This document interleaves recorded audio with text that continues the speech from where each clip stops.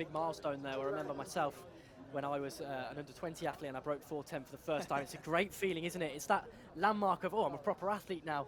But these are all proper athletes in the women's category. To go into 4:20 is kind of the same milestone, probably even 4:25. But 4:10 is knocking on the door of international greatness, really. You look at some of the top athletes, your Laura Muir-esque athletes, they're running around about 4:01, 4:02, perhaps even quicker than that. So to go 4:10 would be a massive landmark. 4:10.11 is not bad, but I'm sure in the back of her mind she'll think, I was so close, just a dip to the line, I'd have been underneath 4:10. But take nothing away from her. That's a fantastic performance. And to do it out front on your own, as you say, Matt, correctly, there's 4:07, 4:08 in the back.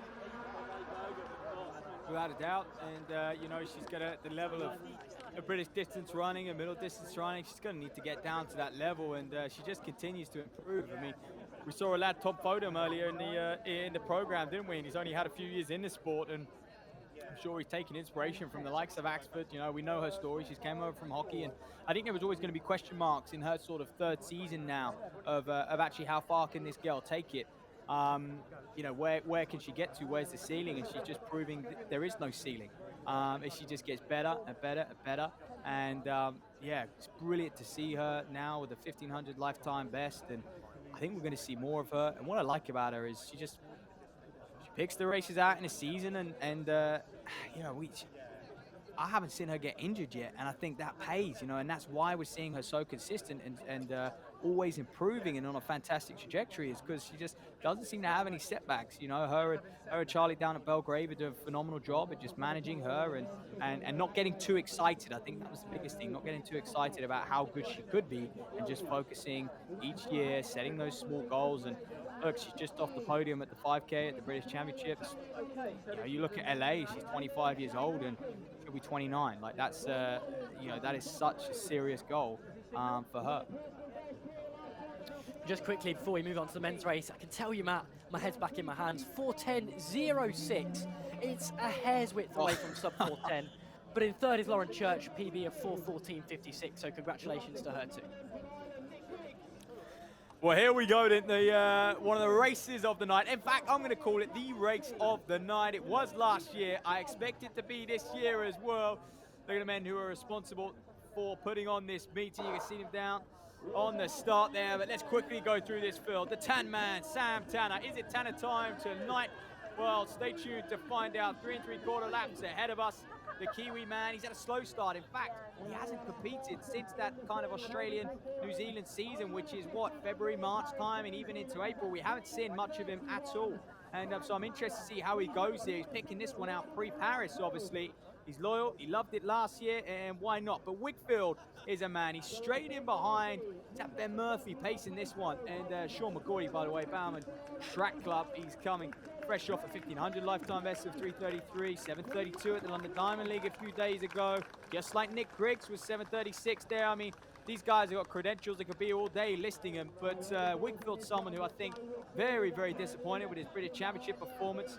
Around 146 over 800 this season. He's looked very, very good over 1500 before. Reason, didn't have it in the heats on that day. And, you know, I talk about redemption and revenge at this stage in this season. And Wigfield's a man who's hungry to prove to not just himself, but others that, you know, is one of the next up-and-coming 1500 meter men in this country. And you talk about up-and-coming athletes, it would be remiss of me not to mention Nick Griggs, wouldn't it? The 19-year-old, yeah, you heard that right, 19 years old, and he's running 3:35 over 1,500 meters. That is crazy. Went to the European Championships at the age of 19 over in Rome, representing Ireland. Watch out for him. He's there wearing the number 6 in about 4th position. One of my favourite athletes to watch at the moment. Yeah, it's crazy, you know, just think he's just still 19. It's just outrageous. Feels like he's been into sport many, many years, which he has. He just was one of the best at 16 years of age. Jack Rowe just on the back there in the orange in that Puma singlet, 7:38. 3,000 the other day. How's he fared? How's he recovered after that? Nick Griggs was also in that race. So was Morgan Beadlescomb. So was Sean Mcgorty. So they're world through 155 at 800. Wigfield up front. Murray in there. This is fast, ladies and gentlemen. Jack Gum just struggling to hang on in there. Archie Davies, perhaps underrated. 144, 800 man. And he's slowly getting back to his best. He was 4th of those British Championships over 1,500. But only 10th at that Emsley Car Mile on the weekend. Wow, here we go. Mcgorty out front, Harrison coming round, 500 meters to go. A man with the strength at this stage, what can he do? It's interesting because no one looks to be in too much trouble. They all seem fairly relaxed, fairly confident, as you'd imagine with athletes of this kind of caliber. But look at that man, Sam Taylor of New Zealand. He moves up onto the shoulder into second place. Watch for him, 2:38 at the bell. I think Tanner's going to want to practice his kick here. Like I said, he hasn't raced much at all this season since that Aussie season earlier on in the year. He's going to want to practice visualising the rounds at this stage in the race. Look at him. He's going to go past Mcgorty. Oh, he's going to ease past as well. Beadlescomb as well. He was sort of mid-pack at that US Trials over the 5,000. Strongman trained at that very nice track club. He too has a good finish. Former medalist at the US Road Mile. Nick Griggs in there. Archie Davies. Is that Henry Mcluckie swinging wide? Talk about British youngsters. Mcluckie just 22 years of age. Operating at a 336, 337 level. Can he sneak that? But Sam Tanner, he won at this meeting last year. He's here to defend his crown. He is the class apart, really practicing his kick. Is Nick Griggs going to spoil the party? Griggs from Ireland, the 19-year-old's going to take it. Bye-bye, Tanman. Griggs is the victor here, 3:35.06. And you know what? Well, I think that's an equal time to last year. Sam Tanner won this being at 3:35.0 something. Off the top of my head, I couldn't tell you. I think it might even be 3:35.1 actually. So we could see a meet record, the MC All-Comers record, and Nick Griggs. Well, welcome to London, young man. Well, Matt, you're correct. It's a 3:35.1 for Sam Tanner. Excellent recall there. But yeah, you're correct. This man, Nick Griggs, he must love London. At the weekend in the Diamond League, 3,000 metre PB, 7:36. Comes over to Tooting Beck. Not one of the favourites, it must be said. He's 4th or 5th fastest on paper, but he pulls out that kick. He unseats a reigning champion here, the firm favourite in Sam Tanner. The 19-year-old has impressed me thoroughly there, and he's rewarded with a personal best of 3:35.06. What a performance from him. Yeah, and you know, like we said, you know, Griggs, one of the youngest in the field, but not just him. Tanner too is just 23 years of age, and I mentioned people like Mcluckie who are 22, and there's plenty of youngsters in here. Wigfield actually finished strong. He might be rewarded with a lifetime best. You can see them all flooding wide at that stage in the race.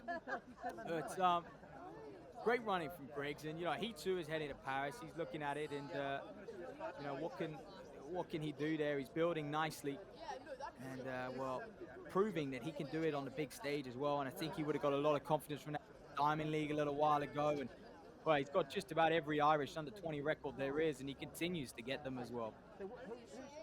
I'm assuming he'll pick up the under 20 prize money here as well.